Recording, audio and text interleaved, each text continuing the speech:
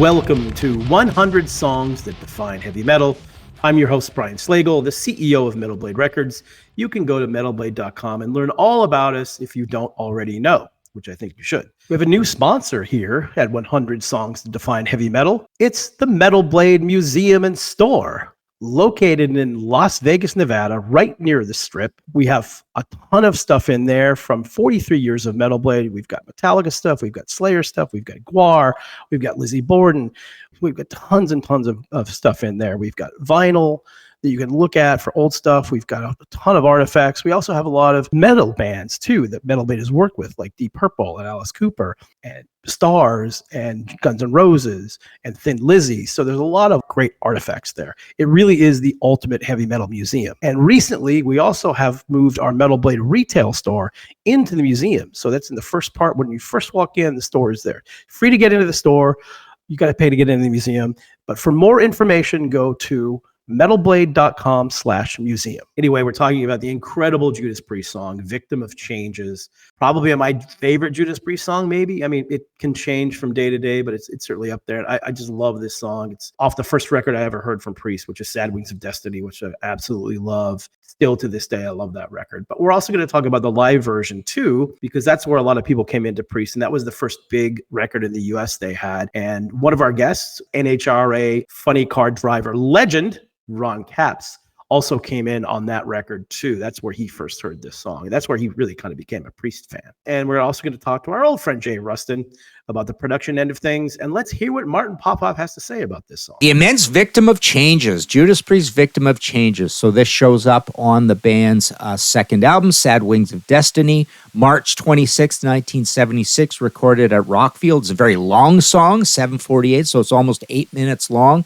The cool thing about this song is it's a pastiche of a couple of songs, an Al Atkins era written Judas Priest song written by Al called Whiskey Woman, and then Red Light Lady, which is an early days Rob Halford thing that obviously, doesn't show up on an album as Red Light Lady, but here we have these two songs put together, and you can hear the different parts being put together, nicely. The credits reflect what's going on here. You've got the standard Halford, Tipton, Downing writing credit with Al in there as well. Yeah, everybody loves this song. It's an absolute Judas Priest classic. It's maybe their stairway to heaven.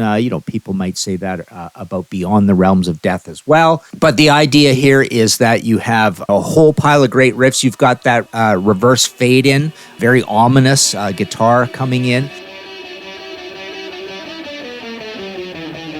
And then we go into a very Black Sabbath sort of riff. You've got that stop-start kind of feel, like a Led Zeppelin Black Dog sort of structure there.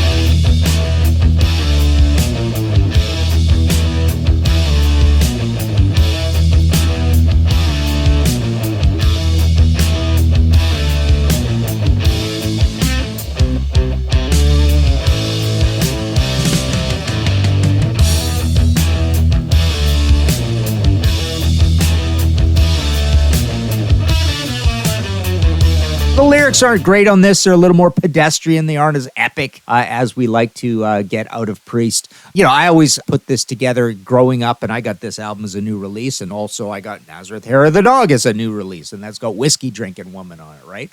And you get more cool riffs later in this song. Then there's the break, which always reminded me of Rush, Didex, and Narpets, where, dun-dun, dun-dun, that whole section in there.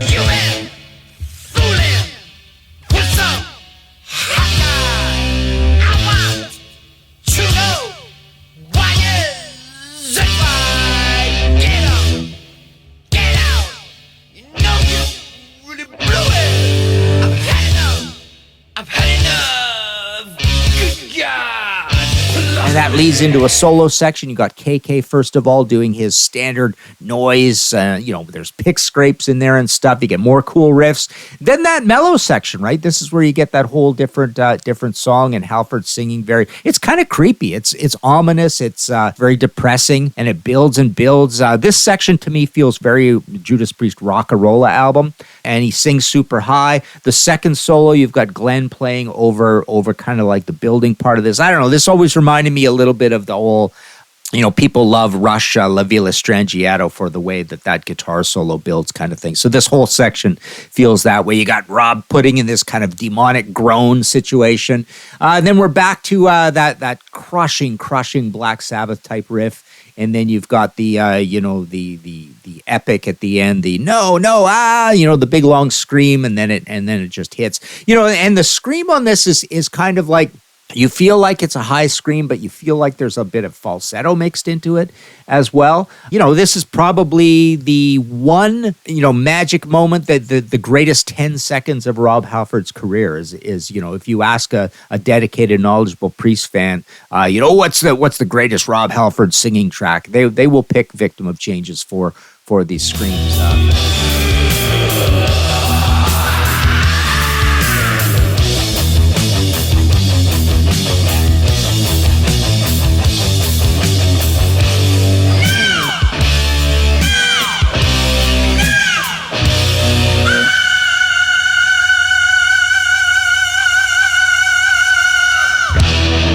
I did that book, The Top 500 Heavy Metal Songs, over 20 years ago now, and that was all assembled from a big poll, and this song came in number 17 on there. So it is absolutely considered the big classic. The band Sails of Charon, like I say, it's Stairway to Heaven on this immense album that really marked a huge uptick in metal quality. I don't think it was a new kind of music or anything, the way the first Black Sabbath album was, but I've always had it framed in my head, and this is what I say over and over again, that you get those first few heavy metal albums in 1970, and then things are just great. We just get more great metal albums sort of thing, but the first one that really kind of raises the quality level of heavy metal ever again, even though Black Sabbath Sabotage, it's my favorite album of all time, and it's incredibly creative, but there's this extra kind of sheen, this extra level of young, fast, and scientific creativity that you get on Sad Wings of Destiny that isn't particularly on Sabotage. So I've always considered this album like the next Richter blip in the improvement of heavy metal, and then Priest double down and prove that it was no fluke with Sin After Sin and Stained Class. Thanks, Martin. The world moves fast. Your workday, even faster. Pitching products, drafting reports, analyzing data. Microsoft 365 Copilot is your AI assistant for work. Built into Word, Excel, PowerPoint, and other Microsoft 365 apps you use. Helping you quickly write, analyze, create, and summarize. So you can cut through clutter and clear a path to your best work. Learn more at Microsoft.com/M365 Copilot. Always love his insights. And as he mentioned, he's written almost 150 books on hard rock and heavy metal. So he knows what he's talking about. And I even learned stuff. Like I was unaware that this was two songs that Priest or Halford had written one, and then the drummer Al Atkins had written the other one. So that was interesting. That even new to me. So I'm even learning stuff from this. So thank you much, Martin. We always appreciate you. And once again, we welcome in our friend Jay Ruston, producer to the stars of many, many heavy metal stars and hard rock stars. How are you, sir? I'm doing great, Brian. How are you? Good. Thanks. So this is the fun one. This is probably my favorite Judas Priest song, Victim of Changes. And I first heard it pretty early on. We had a radio station called K-West in LA that was amazing to me in the 70s because they would play, Kiss and UFO and Judas Priest and all these bands I'd never heard of before. So I had heard, I don't remember which song it was. It might have even been this one that they played from Sad Wings of Destiny. Went out and bought the record and immediately completely fell in love with this band. I'm like, oh my gosh, this is just amazing. One thing that I thought, though, especially due to this song and a little bit of Tyrant and even The Ripper, I thought they had two singers because his range was so crazy. I thought, that must be two different singers here. Yeah, it's especially this song, like when he goes up high, it's just insane. And I actually played this song in my college cover band. Oh, wow. And we had a singer that just worshipped Halford, and he could do it all. It was really fun. But at that time in Canada, mid-90s, it was like Canada had fully like hipsterized. It was like Tragically Hip, Sloan, everybody dressing like their grandpa and wearing fedoras. We were not cool. And there was like 8 people in the bar headbanging, but they were loving it. It was worth it. But yeah, his vocal, and like growing up near Detroit, the riff in the early 80s would play all kinds of incredible music, usually at night, after 9 p.m. And that's how I got into heavy metal. I was 10, 11, 12 years old, just listening to these amazing bands, and they played a lot of Judas Priest. And this was one of the songs you would hear, after 10 p.m. because it was super long. It wasn't like a radio song, but that was the album rock format, which is sorely missed in my opinion.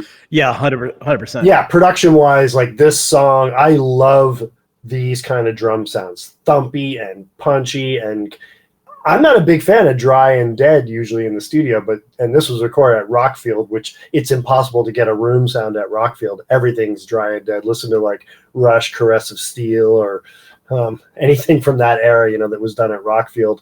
Very dry. But I just love that all the metal records and hard rock records in the 70s had like that super low tuned snare drum, which now everyone's doing. Even the new Sleep Token record has, it's like the Def Leppard snare, but without any reverb. But yeah, Halford's voice is just insane. And, I know we'll get to the live version as well that I want to discuss with you. Yeah, that's we haven't really done a lot of that to talk about the two different productions, but I realized, and we're going to talk to Ron Capps here in a couple of minutes, and he had mentioned that this song came to him because Unleashed in the East was the first thing he heard from Judas Priest, because he's a little bit younger. And I was like, oh, that's interesting. And I kind of realized a lot of times, well, we always talk about the studio because that's usually where things come from. But on a couple of occasions, maybe even UFO, where the studio version, that's my favorite version. I much prefer that over the live one. Because like you said, I love the drum sound, that organic, really great drum sound. And I'm with you. I'm not a huge dry drum sound guy, but these, just for whatever reason, sounds great. I think the guitars sound phenomenal. It's all nice and clean. I mean, Chris Sangretti's, he's just an incredible engineer. Yeah. And I'm not familiar with the producers. They were like pop guys. But, I think the label more or less forced them to work with them. But, thankfully they had Chris there, and he's like a metal legend, which probably has a lot to do with why this sounds so good. And the live record, Tom Allen engineered and mixed that. So also sounds great. This sounds like a much more mature, expensive band than it should, considering it's only their second record. Yeah, it was on a tiny little label, and I liked rock and roll, but this was the one that they became like, okay, this is like a heavy metal band, and it's like really heavy, and the lyrics are all in the metal world pretty much. And I was reading something the other day, I think it was actually our friend Martin Popoff that mentioned this is kind of Rob's coming out party for vocals, where it's like, oh my God, this guy, who is this singer? This guy is insane, because not a lot of people were really doing that back then. I mean, you had Ian Gillan was obviously kind of the original one with the high-pitched screams, the operatic screams. I know you had, Ozzy was pretty up there, as we've talked a lot about. But Halford was just so great. Like I said, I thought they had two singers, because like, how could there's a one high singer and one low singer? I was like 16 when I first heard the song, so I didn't know. It's funny you mentioned the live thing, and I totally agree with what you just said about his vocals and just unbelievable presentation. But the live album thing is really interesting because, again, going back to listening to radio in Detroit, Journey, Kiss, Ted Nugent, UFO, a lot of those bands, I was introduced to them by live versions, because Detroit radio would quite often play live versions, which I always loved, especially from that era, because the bands were just so good and there wasn't a whole ton of fixing and overdubbing, Kiss, but, that's a separate subject. But a lot of those live records were truly live. Rush, Exit Stage Left and All the World's a Stage. Like that, it's just amazing to me that they would play those versions on the radio as opposed to the studio versions. Well, that's the interesting thing about the live album here, Unleashed in the East, is because that was the first big record that Priest had here in the U.S. Before that, they were pretty underground. And that was really the 70s. That was the deal. Like Kiss Alive, Friend Comes Alive, all these live albums were the albums that the bands became popular on. And that was the one that broke the band here in the States, where that's the first platinum record they ever had in the US. And, that was the first gold record I think they ever had in the US as well. Yeah. And there's a lot of talk about the production on that. Obviously, you mentioned Tom Allen. That was his first record that he did with Priest, and of course went on to do quite a few other ones, including all the big ones. But apparently, because there's a lot of, like, as you mentioned, what of those live albums are really live, right? And this one was one that a lot of people were talking about. But from what I remember, Halford talked about in his book, and I can't remember if KK really discussed it too much, but I think this was pretty much the music was live, but Halford said something happened to his vocals. It was the first show first two shows of a tour that was like a year long or something. And he just wasn't ready. He claims that the recording was messed up. Well, that's possible too, but it's the Japanese, and I've mixed records recorded in Japan. They don't mess anything up, in my experience. No, I know. I think that's one of the reasons why they did it over there was the technology was so great, and they were pretty big over there as well. Oh yeah, I've mixed a few live records that were recorded in Japan, and a couple from Budokan, and the staff and the in-house recording staff are unbelievable. Like the way they present everything and the technology and the quality of the recordings is just unreal. And I can't imagine it was any different in the 70s. A lot of pride in the craft, and the engineers credited, of course, on the record. And I think Neil Kernan was involved too. He probably oversaw the engineering and mixing with Tom Allen of the live record.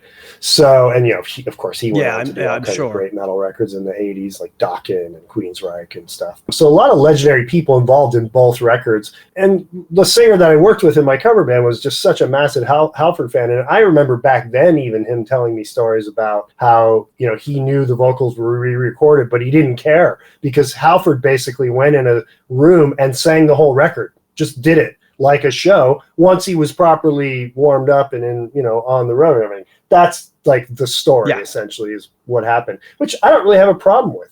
It's like, it's still him, That's the thing about the studio. You overdub everything, you redo everything until it's perfect. And you've got to kind of do the same thing with live albums. Like, I'm a huge bootleg collector. I have probably thousands of bootlegs, and I love the raw form of live music, which is just cool because there might be some screw-ups or some different versions of it, which makes it kind of special, especially like the radio shows. There's so many great radio shows from the 70s. Like some of the best ones, the best sounding ones were AC/DC. Like AC/DC would do all these radio shows in the 70s from all these clubs, and the sound quality was just incredible. They sounded so great.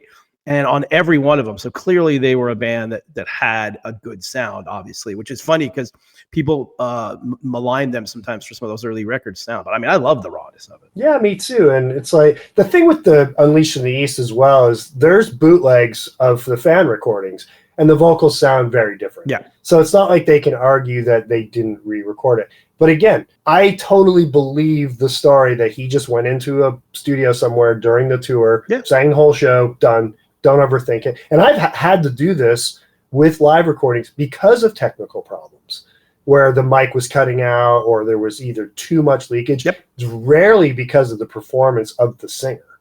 Usually when you're mixing a live record, the worst sounding instrument is the vocal mic. Because they're going close to the drums or there's too much monitors. Yeah, and it's just like it ruins the sound of the whole mix usually because you have all this stuff coming into Everything bleeds into it. And a lot of guys don't have great technique or they're like moving around too much, and it is what it is. And once in a while I've had to fix something if there was bad performance, but a lot of times it was mostly technical problems. So it doesn't surprise me if it was a bit of both, Yeah, 100%. But going back to the studio version, just because that's the version that I love, you mentioned Chris Sangarides, who we worked with quite a bit over the years, who's a legendary guy, did Tigers Pantang and just a million different things. A super great guy too. Mm-hmm. And I think I asked him a little bit about this record one time, but he didn't have a lot of memories of it, I think, for whatever reason. Made a lot of records. I know. It's hard to remember that too. And he made that record when it was 75, 76. So it was a long time ago. But I just love the way it sounded. And that for me as a young kid, I thought that was one of the best produced heavy metal albums of that kind of early 70s part before, there's a million of them and productions got bigger. But I just love the rawness of it. I think the guitars are so heavy and the leads are great, and Halford just sounds incredible. It's like it's just a band that really kind of found their focus and just hit a home run when they went in the studio and did it. Again, I don't think they had a whole lot of time to do it either. I read somewhere that both the first two records, their budget was £2,000. Bands spend that on food now in making records. So it's like probably more. But yeah, I mean, Chris is the reason this record sounds good. I'm convinced of it. 100%. I don't know anything else these other producers have done. It's not even their genre of music. It was probably just the label being like, well, we trust them. They've had a hit, so they'll oversee things. But I bet you in the end it was the band and Chris, for the most part, making this record. Yeah, I know both Rob and KK talk about it a little bit in their books. And I think that's pretty much was more or less the vibe. I don't think that they were overly happy with either of those records because they were so young and they didn't have a lot of time in the studio. And it was kind of the weird record label. I think that they've still had trouble getting those rights back for both of those records. I don't know if they figured it out since then, but a long time ago, or not a long time ago, how somewhat years ago, I don't remember, Rob was talking, and he talks about it in his books too, about how he's disappointed that they can't get the rights to these records. Sadly, very common. Yeah, 100%. You know, I mean, I don't blame the label as much sometimes, because, you know, being a label, you don't like to lose rights to things, but you also want to work with the bands and make them happy with, you know, whatever is going on. Yeah, you don't want to just own it outright and they get nothing, which again has happened to a few of my artists as well, which is frustrating. One other point I wanted to make about the studio version was, of course, that they worked at Rockfield, which is where everybody was going, but they mixed at Morgan in London, which is where everybody worked, Sabbath, other Priest records. So it's interesting to see other records we've talked about touched Morgan sound, you know? Yeah. And it just was clearly a great mix room, which I think it was the one that became Battery Studios in London years later, which was also legendary. So maybe that was a place Chris liked to work. He knew the room for mixing. Not a lot of people mixed at Rockfield. It was mostly just for getting the tracking and the vibe. You know? Makes me think of an idea just for like audiophiles and you know, people that are interested in production stuff. I'd love to do a whole podcast just on like pick like the 4 or 5 top studios that have done all these metal albums, and that would be interesting. I mean, like Criteria. You know, Criteria did, you know, Black Sabbath, Heaven and Hell. They did Judas Priest. You know, they've done a ton of stuff. And my buddy's the guy that runs that studio now. So he's got a few interesting stories, although he was a young kid when that was happening. So I was asking about when Sabbath was there, like, hey, did you talk to Martin Birch? He said, that was like 14. I don't know what was going on. I was just hanging around. He didn't care. Yeah, exactly. But I mean, excuse me, a lot of studios, you know, now do podcasts to introduce to the world everything that's been done there, because it's, you know, unless you're like me and you're nerding out and constantly trying to find all this information, it's hard to find. And, you know, Dave Grohl doing the Sound City documentary probably opened that information to tons of people. So anytime I'm working on the Sound City console at Dave's studio, the first question is from people is, oh, why does this board sound so much better than all the other Neves? I'm like, it doesn't. They all sound awesome. It's just this one happened to be in that room, which everybody, for some reason, happened to keep going to. It was a shithole in a terrible neighborhood. Yeah. Well, that's the thing too about like the first Priest album. It's just, you know, back then the technology was just, and we talked about this ad nauseum, probably just because I just love the production of all this 70s stuff, but it just, you had to sound good as a band or it was not going to sound very good in the studio. And at least they hit the right studios where, okay, you're going to get, you know, we've seen other bands get good sounds here, so we should be able to do the same. Oh, exactly. And the fact that, you know, they were changing drummers so often as well. Yeah. You know, that they got a vibe and they had a great performance. It sounds to me like a band that can really play, because it's not like it's easy music to play. And, you know, you could edit and things and cut tape, but it wasn't like, you know, like anything we can do today. And that was the cool thing about the live version too, was with Les Binks, who was my favorite Judas Priest drummer of all of them. Just an incredible drummer. And hearing him play this song was like, ooh, that's pretty cool, because he's just such a great drummer. So that was one thing that I really did like. I mean, look, that live album is amazing. The version of Victim of Changes on the album is amazing too. I just prefer the studio one a little bit, but I do love the fact that Les Binks is on it, because it just upgrades the drums a little bit. The funny part about that live record is the drums are so quiet in the mix. It almost sounds like a studio recording, which I think lent itself to a lot of the conspiracy and rumors that maybe everything was re-recorded. But if you listen to the bootlegs, the music sounds about the same, but it actually has a lot more ambience. Yeah. So it would be interesting if they ever went back to remix that, but I'm sure those tapes are who knows where. They don't have the rights, and, you know. Yeah. Yeah, and that was the thing about Les, that why they kicked him out of the band, was that even though he's an amazing drummer, he apparently didn't hit very hard at all. So they always complained about that. I know Rob mentioned that in his book. I think KK might have mentioned as well, where, you know, he just a great drummer, but he was just so soft. So especially a live recording, if you're not playing the drums very hard, it's not going to cut through as much. I mean, look at Kiss Alive, Peter Criss. You know, the drums sound super soft. He just didn't hit hard. He was more of a jazz guy. And it was, you know, nothing against him as a player, like, and the parts he wrote and stuff. But for me, it just never hit with Kiss for me because of that. The drums were the big weak point for me as a listener. I've heard that my whole life, but I disagree. I know you do. Kiss was my my band when I was a kid. But anyway, thanks again for doing this, man. We appreciate it. Of course, I'm happy to be here. Now, this episode is brought to you by Credit Karma. When it comes to your money, Credit Karma keeps you ahead of the game. You can count on Credit Karma to keep up with your financial needs as they evolve, helping you monitor your progress and giving you personalized recommendations so you can make strides towards your goals. Make sure you're on the right track, no matter where you are on your financial journey. Intuit Credit Karma. Karma you can count on. Download today. This episode is brought to you by Indeed. Stop waiting around for the perfect candidate. Instead, use Indeed sponsored jobs to find the right people with the right skills fast. It's a simple way to make sure your listing is the first candidates see. According to Indeed data, sponsored jobs have 4 times more applicants than non-sponsored jobs. So go build your dream team today with Indeed.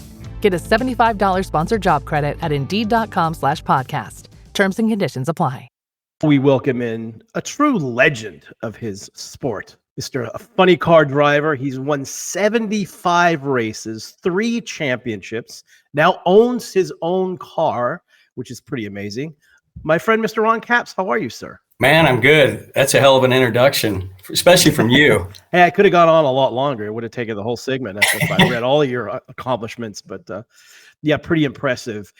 Well, we want to talk about Judas Priest, of course.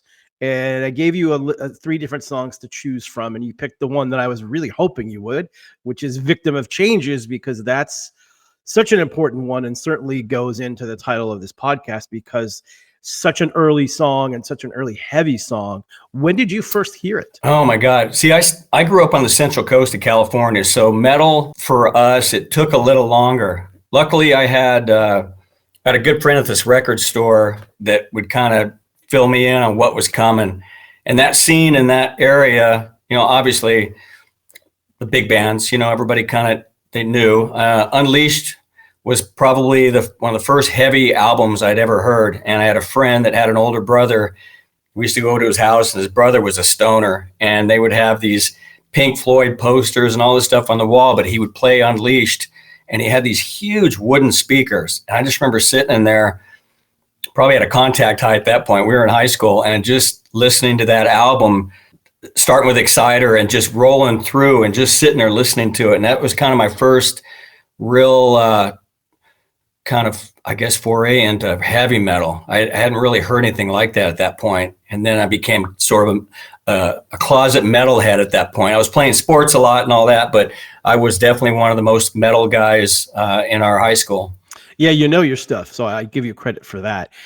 The weird thing about this song is, so I grew up in LA, and I was really, really lucky. There was an FM radio station, early FM radio station. It's called K West. And they played, like, that's where I first heard Kiss and UFO and Judas Priest. So I heard Priest pretty early on. In fact, I think it was this song actually that they played. So I got the original studio version, Sad Wings of Destiny, and I thought they had 2 singers, because when you listen to that song, especially the studio one, you know, Rob's way, way up high, and then he has these really low notes. Like, oh, I guess they must have 2 singers. And of course, it turned out they just had one amazing singer. Yeah, and you know, I didn't do as well as I probably should have in school. But it's funny how I could remember knowing KK Downing, Glenn Tipton more than I knew history that I should have been studying. Like I just, that was a weird time when I look back. I still, you know, when we were kids, you remembered phone numbers, right? Before cell phones came along, and there were just certain things you remembered, and things like that always stuck out to me. I got so many Priest stories because we living in Central California. We would either have to go south, you know, to LA and Troubadour. Sometimes I think it was Arlington Theater in Santa Barbara to see some metal shows, or we'd go north. And San Luis Obispo is almost dead center between LA and the Bay Area. So I remember going to, I think it was the first Dio show at a club up in the Bay Area. But my first pre-show, we stole my mom's station wagon, borrowed it, I should say now. And we, me and 3 buddies, we rolled it out of the driveway and we smoked it up there for a show at the Cow Palace.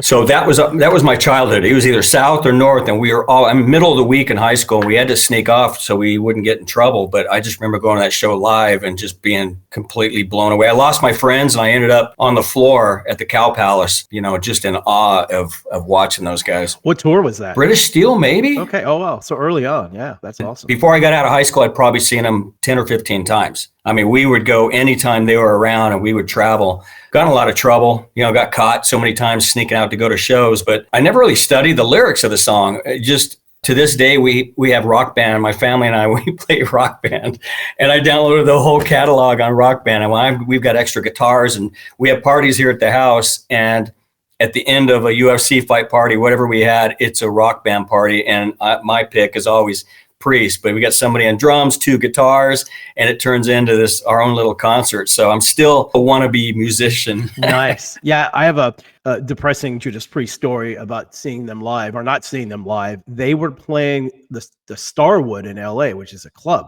and I was just barely old enough to go, and I had a car. So I was going to every show possible that I could see at that point. Usually my mom would be cool about letting me go. But the night before that show, it was in the summertime, so it was like 1,000 degrees.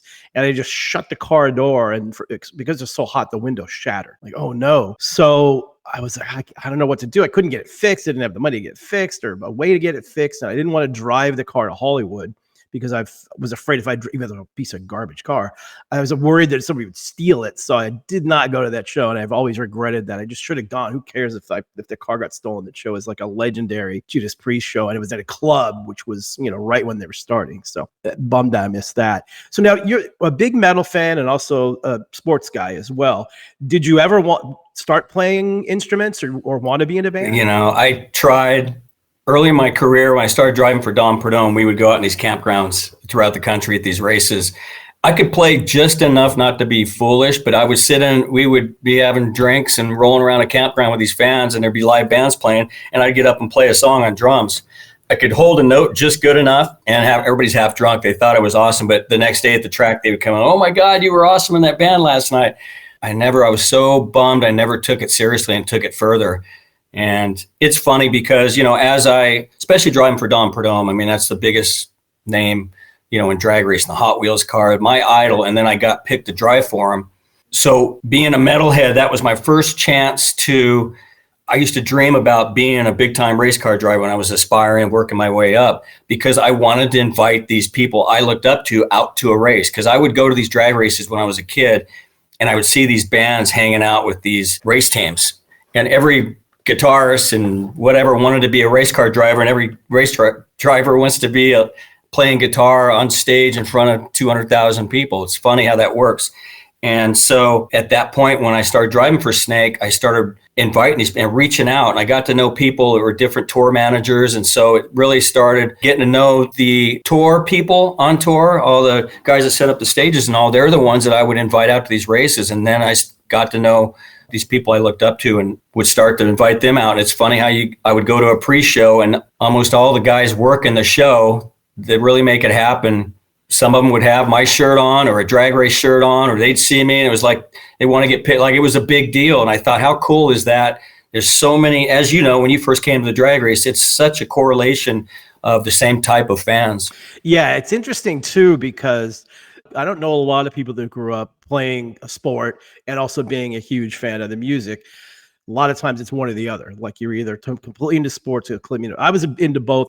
Played baseball. I wasn't good enough to really do anything after high school, but I always loved the music part of it. Of course, I can't play anything, which is why I think I'm doing what I'm doing now. So I feel better that I know that you've never, as much as you've been around it, you've never gotten serious about. I have zero talent. I tried to learn guitar, couldn't do it. It was terrible. I can do a very bad 4/4 beat on the drums, and that's about it. I had just zero musical talent, so I gave up pretty early on that. But I love the music. Never even good enough to even try to be in a band. So I gave up that long time ago. I can't do this. My brain doesn't understand how things work. Like your fingers on a fretboard. Like, how does this work? But it doesn't work that way. So I have to do other things. But it's interesting that you had those two things, and you chose the sporting path to go down, which was probably a very good choice, by the way, that it's done so well. Where did you first decide to get into the funny car NHRA type of racing? My dad raced when I was a kid, like on weekends. Like a lot of us, there was a drag strip outside this town in Santa Maria, California.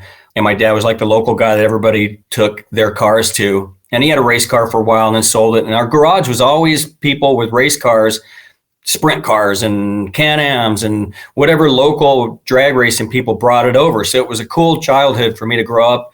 But I always wanted to be the Snake or AJ Foyt or Mario Andretti. Race go-karts a little as a kid, but always had that, all my buddies wanted to be astronauts and all my kid friends, wanted to be baseball players. And I wanted to be a drag racer. So it's weird how it turned out, but really it started at that level, like just kind of helping my dad and hanging around. We didn't have a lot of money. So in today's world, a lot of these drivers you see in IndyCar and Formula One, especially NASCAR, especially, is these younger kids that come up, they have to bring several $1 million with them to get these rides. Most of them, 90% of them. So I didn't have that. And I figured the only way to, and I sort of tell people that aren't real hip on what's going on. It reminds me of was it called Rockstar, the movie that, yeah. Okay. It was like that. So I learned how to work on them. I was a crew guy, but I had this hidden passion to drive. And it wasn't until a guy that I met who had a dragster already had another dragster, and I had a conversation with him one day at the track. And the next day said, "Hey, I enjoyed talking to you. How'd you like to get your license in my dragster?" And he had one in Montana.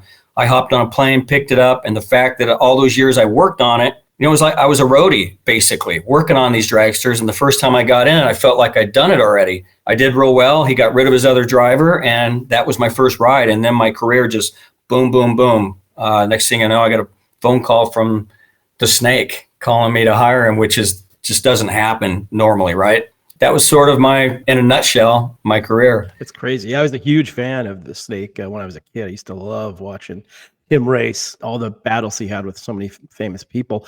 But I've asked you this before, but I have to ask you, what on earth is it like to go 300 miles an hour? That's just insane. It's like the world's flying apart for 3.8 seconds, and it's 0 to 100 in less than 1 second from a standing stop. So it's more G-forces than the space shuttle pilots go through. When I hit the parachutes at the finish line, it's -9 Gs.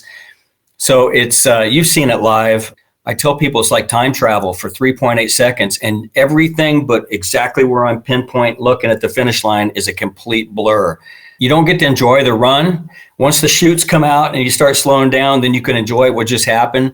But during the run, I'm hanging on for dear life to keep that thing straight, not blow it up. It's a lot going on in a little packed amount of time. Do you get an adrenaline rush doing this, or are you just so focused on not messing anything up that you can't let that happen? Both. And here's the funny thing. So my love for music, I'm rock and roll and heavy metal. I talk to all these guitarists who I've looked up for years or whatever instrument they play. And I always wonder, like, if you go out in front of this huge crowd and you've played it a million times and you start to play and something messes up, because the same thing in the race car, you prepare for this moment and things start. And what if it doesn't go right? Which normally in our race cars, most of the time, they don't go exactly right. You're just trying to do your best. So yeah, the adrenaline level is out of the roof. So people watch on TV, when I get out to do an interview, I just drove less than a quarter of a mile, yet I get out, I'm winded, and you'd think I ran it on foot. So the adrenaline is crazy. You're strapped in by 12 straps. You put through these G-forces that are more than most anything on planet Earth, and then they stick a microphone in your face. So it's a lot going on in a little amount of time. So back to Priest. Did you ever get to meet those guys at all, or just the crew guys? Got to meet them later in life, when I kind of became bigger and where I was at. A good friend of mine, Kevin, worked for the band. He wasn't a tour manager, but he bounced around different bands. I still call him when I want to go to certain shows. I'll call him and he'll set me up with other bands. He was a huge, and still is a huge drag race fan. So I got to meet everybody in the band at that time, which was unbelievable. Rob, that's one of those guys you're like, he's as cool as you were hope when you meet him, like just in awe. So yeah, that probably, like I said, it's probably the band I saw the most of anybody, and a lot of great memories. Now back to this song in particular. So you mentioned that the first time you heard it was on the live album. Obviously you went back to the studio version. Do you have a favorite between the two of them? Unleashing the East is still, to me, it's the Frampton Comes Alive. For me, and I don't know how they pulled it off. If it was just smaller channels that they recorded it, that it was that clean, but it's still one of the most amazing albums that you still get quality sound from. So I know I probably pissed a lot of people off saying that, but Unleashed to me is still one of the most unbelievable records to sit and listen to. Even from a sound point, I still have these memories, and I still can sit and listen to that anywhere, and it still sounds amazing. So many live albums are, as we know, not really live. Most of them are not live. I do think, though, that most of that was live, but I think the reason that it sounds so good is recorded in Japan. And Japan, technology-wise, has always been way ahead of the game on everything. So I know that they had some amazing stuff to record that there, and I think that's one of the reasons why. I'm trying to remember the exact story of that album. I think they didn't mean to record a live album, but I think they did it in Japan partially because, number one, they had a big fan base there. Number two, the technology was really great there, so they knew they'd get something really good out of the recordings. So yeah, it's a legendary record for sure. You always hear these stories of bands that they're in their contract, they got to put something out, so they'll thrash together and record a live show, right? I always love hearing those stories, and usually, like you said, they don't sound the greatest; they just sound like a live show. And yeah, so that still to me is one of the greatest sounding albums, and just the lineup as it rolls into Green Man, Alicia, and I just, and I didn't even know that was a remake until way later. It was like Fleetwood Mac. I was like, that's a weird remake that Fleetwood Mac's doing of Judas Priest, but right. Yeah. Yeah, Priest was good about that, and they would do stuff that you wouldn't really know, like Diamonds and Rust, with Joan Baez on that. What is Judas Priest doing that for? But they do an amazing version of it. It also captures that band, like really kind of in their, their prime would probably be a little bit after that, after Screaming and everything. But I love that time frame of Priest because, they weren't really big yet, so they're still kind of had that edge to it, and that live album is just like a blur from beginning to end.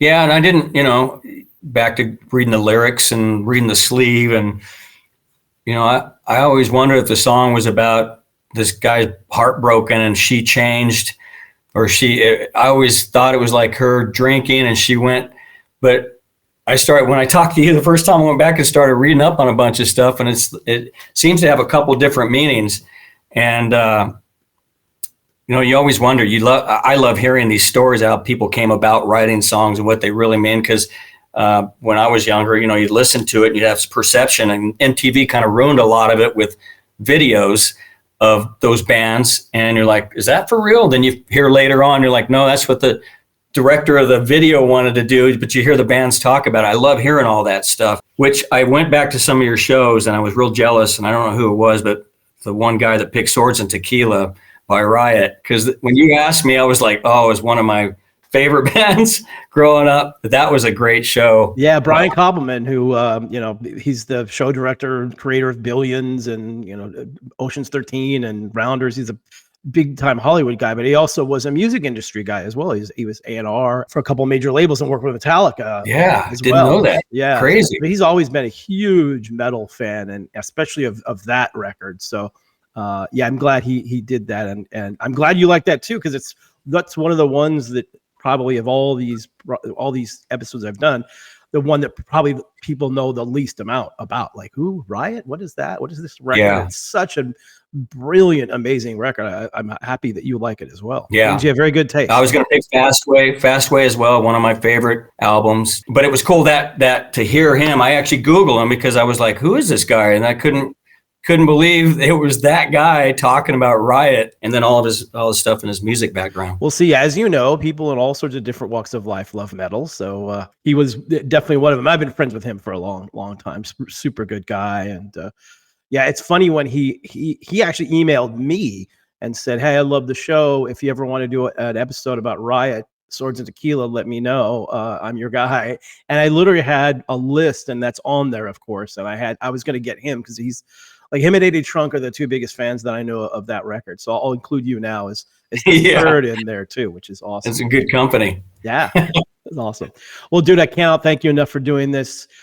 Great seeing you. Great talking metal with you, and continue good luck. Hopefully you win another couple championships here in the next few years. And and keep all that stuff going. Thank you for having me, man. Huge fan. Always been a huge fan, and it's an honor to be on here. Well, that'll do it for this episode. Huge thanks to Ron Capps coming on and talking some metal. I know that's fun for him. Check him out as an NHRA funny car driver, legendary driver.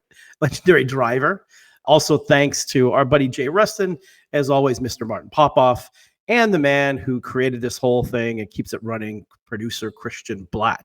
And thanks, as always, to Lizzie Borden for our theme song.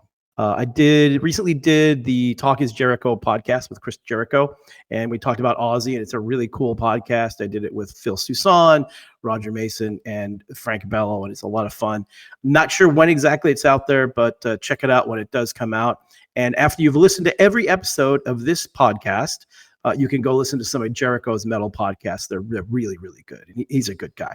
Anyway, that's going to do it for us. We'll see you next episode. Hey!